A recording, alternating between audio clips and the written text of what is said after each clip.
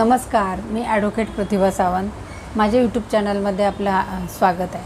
तर आज आपण स्टॅम्प पेपरबाबतची माहिती घेणार आहे. आता समजा स्टॅम्प पेपर जुना झाला आहे किंवा स्टॅम्प कधी एक्सपायर होतो याबाबत बऱ्याच नागरिकांना शंका असते. तर याच्याबद्दल इंडियन स्टॅम्प ॲक्ट 1899 याप्रमाणे स्टॅम्प पेपरचे सगळे नियम लागू असतात. तर आता स्टॅम्पचे प्रकार किती आहेत, स्टॅम्प कोण विकू शकतं ह्याच्याबाबत आज माहिती घेणार आहे. तर स्टॅम्पचे जे प्रकार आहेत ते दोन प्रकार आहेत. एक ज्युडिशियल स्टॅम्प आणि नॉन ज्युडिशियल, म्हणजे गैरकानूनी आणि कानूनी, म्हणजे कायदेशीर आणि बिनाकायदेशीर, असे जे दोन प्रकार आहेत. तर जो ज्युडिशियल स्टॅम्प जो आहे तर तो ज्युडिशियल स्टॅम्प कशासाठी वापरला जातो? जर एखादी केस आपल्याला कोर्टात दाखल करायची आणि त्याला तुम्हाला ती कोर्ट फी भरावी लागते, तर अशा केससाठी जी फी भरायची आहे ती ज्युडिशियल स्टॅम्प तेवढ्या अमाऊंटचा घ्यावा लागतो.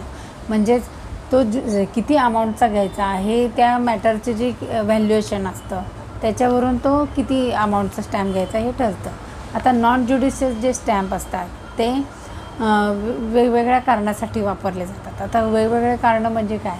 समजा ॲफिडेविट करायचं आहे, ॲग्रीमेंट, रेंट ॲग्रीमेंट असतं, पॉवर ऑफ अटर्नी, नंतर सेल डीड, अशा प्रकारचे जे तुमचे पार्टनरशिप डीड असे जे असतात तर त्याच्यासाठी हा नॉन ज्युडिशियल स्टॅम्प वापरला जातो.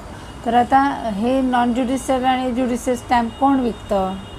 तर सरकार विकतं. कोण विकतं? तर सरकार विकतं. का? तर सरकार जो आहे तर तुम्ही जे ट्रान्झॅक्शन्स करता त्याच्यातूनही ते सरकारला फायदा होतो की हे स्टॅम्प पेपरवरच तुम्ही लिहिलं तर त्याला कायदेशीर त्याला व्हॅल्यू येते. तसेच सरकारला या स्टॅम्प पेपर विकल्यानंतर त्यांना जो रेव्हेन्यू मिळतो तो हा त्यांचा फायदा आहे. म्हणून सरकारचं त्याच्यावर सील असतं आणि तो कुठल्या पेपरवर असतो? आपण जे A4 साईज पेपर असतो तर त्याच्यावर स्टॅम्पचं सगळं शिक्का असतो आणि त्याच्याखाली त्या पेपरवर तुम्हाला जे ॲग्रीमेंट वगैरे जे करायचं असतं ते त्याच्यावर लिहावं लागतं. म्हणजे मेन जो पहिला पेपर जो असतो तो स्टॅम्प पेपर, त्याच्यावर अर्धा भाग तुम्ही लिहिणार आणि उरलेला भाग त्याला दुसरा पेपर अटॅच केला तरी चालतो. अशा प्रकारे ते तुम्ही कुठलाही करार करणार असाल तर तो अशा प्रकारे ते स्टॅम्प पेपरवरून सुरुवात करून त्याला अटॅचमेंट दुसरा पेपर लावू शकता. तर असे हे जे वापर होतो सरकार ह्याच्यातून रेव्हेन्यू मिळवतो, हा त्याचा फायदा आहे. समजा 6 महिन्यानंतर तो स्टॅम्प पेपर चालेल का? किंवा जुना स्टॅम्प पेपर परत वापरता येतो का? असे जे प्रश्न आहेत याच्याबाबत आता आपण बघूया. तर 6 महिन्यानंतर तो चालत नाही किंवा त्याची एक्सपायरी होते असं काही नाही आहे. इंडियन स्टॅम्प ॲक्ट जो आहे त्याच्यामध्ये अशी कुठलीही एक्सपायरी डेट दिलेली नाही आहे की जरी स्टॅम्प पेपर जुना झाला तरी तो तुम्ही वापरू शकता. परंतु आता 6 महिने असं का म्हटलं गेलं आहे? तर इंडियन स्टॅम्प ॲक्ट जो आहे त्याच्यात सेक्शन 54 जो दिलेला आहे तर रिटर्न ऑफ स्टॅम्प पेपरसाठी आहे, म्हणजेच परतावा करण्यासाठी. आता परतावा म्हणजे हा स्टॅम्प पेपर तुम्हाला समजा वापरायचा नाही आहे तर तो घरात ठेवून तरी काय करणार? तर तुम्ही 6 महिन्याच्या आत जिल्हाधिकारी कार्यालय आहे तिथं जाऊन तुम्ही रजिस्टर ऑफिसच्या तिथं परत देऊ शकता. तर याच्यात रिलेटेडचा रूल काय आहे? तर तुम्हाला 90% अमाऊंट परत मिळाली जाते आणि 10% अमाऊंट कपात केली जाते. तर तुम्हाला 90% जी त्या स्टॅम्प पेपरची व्हॅल्यू आहे ती रिटर्न मिळते. समजा तुम्ही 1 लाखाचा स्टॅम्प घेतला आहे कुठले मोठे ट्रान्झॅक्शन करण्यासाठी, तर 1 लाख असेल आणि तो परत केला तुम्ही तर तुम्हाला 90,000 मिळतील आणि 10,000 ते कपात करून घेतील, असा जो क्रायटेरिया आहे. म्हणून सेक्शन 54 नुसार 6 महिन्यापर्यंत तो वैध आहे असं म्हटलं जातं. म्हणजे तो चालतो आणि नंतर तो, कारण 6 महिन्यानंतर तो रिटर्न नाही होणार, त्याची व्हॅलिडिटी परतावा करायची 6 महिन्यातच आहे.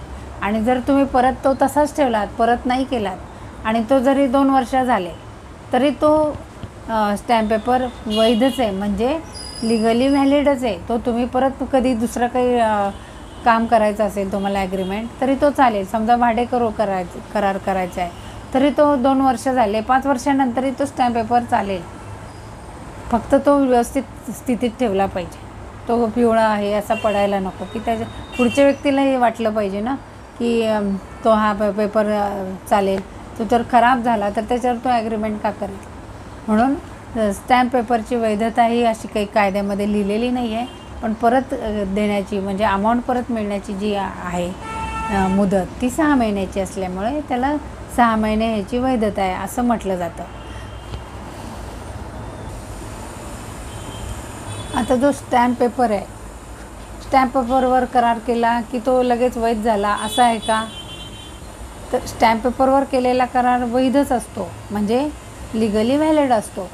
परंतु स्टॅम्प पेपरवर जो काही मजकूर लिहिला आहे तो पण व्यवस्थित पाहिजे.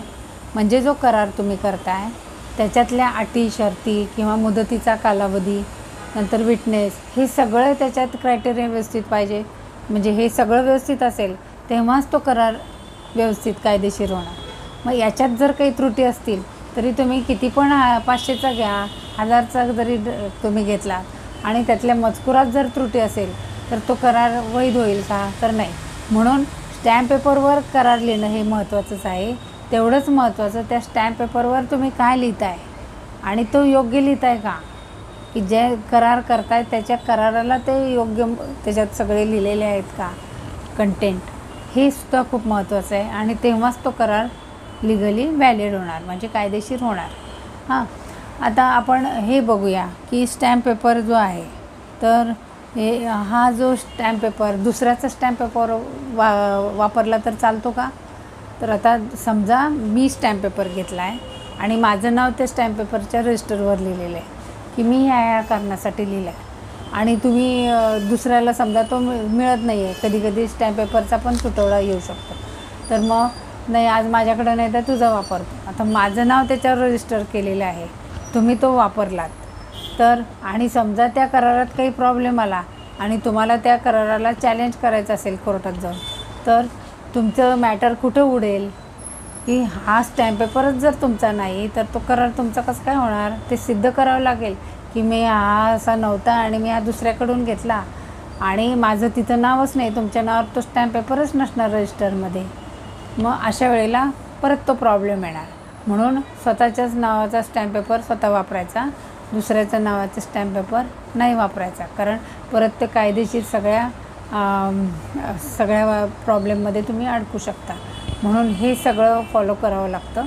आणि अशा प्रकारे हे कायद्याची स्टॅम्प पेपरची वैधता काय, किती कालावधीसाठी आहे, दुसऱ्याचा वापरला तर चालतो का, तर स्टॅम्प पेपर जो आहे तर तो त्याचं व्हॅल्युएशन कसं आहे. आता ते प्रत्येक स्टेट जो आहे तर प्रत्येक स्टेटला त्याचा अधिकार आहे की कुठल्या मॅटरसाठी किती रुपयाचा स्टॅम्प वापरायचा असं. तर म्हणजे ॲफिडेविट करायचं तर 50 रुपयाच्या स्टॅम्प पेपरवर, नंतर हे पॉवर ऑफ अटॉर्नी करायची तर 100 रुपयाच्या स्टॅम्प पेपरवर, असं हे तुम्हाला ते लिहिलेलं असतं स्टॅम्प पेपरच्या ह्याच्यावर क्रायटेरिया की कुठल्या कराराला किती रुपयाचा स्टॅम्प. आणि जसजसं तुमचे घराचे ह्याचे सेल डीड वगैरे वाढत जातात अमाऊंट, तसे जास्तीचे रजिस्ट्रेशन फी वाढत जाते. तर अशा प्रकारे आपण स्टॅम्प ॲक्ट हा समजला आहे, समजवून दिला आहे मी. आवडला तर लाईक करा, शेअर करा आणि सबस्क्राईब करा. धन्यवाद.